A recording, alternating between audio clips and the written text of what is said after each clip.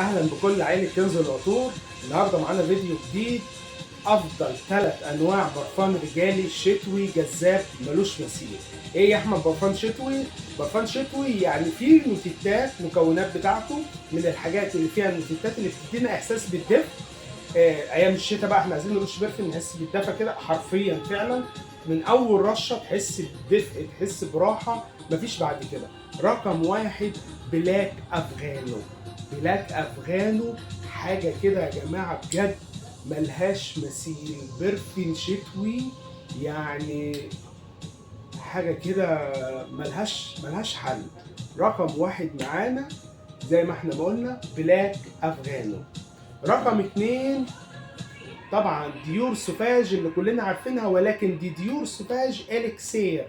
ده البرفين الشتوي بتاع ديور اللي معانا هياخد المركز الثاني.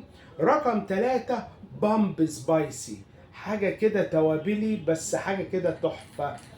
عملنا لكم فيديو كده نعرض فيه حاجة بسيطة أفضل 3 أنواع برفين شتوي رجالي ملهمش حل. أفغانو، إليكسير سوفاج، بامب سبايسي، ملهمش حل يا جماعة. منتظرينكم تيجوا تقيموهم وتشوفوهم وتقولوا لنا رأيكم فيهم. أهلا معاكم كنز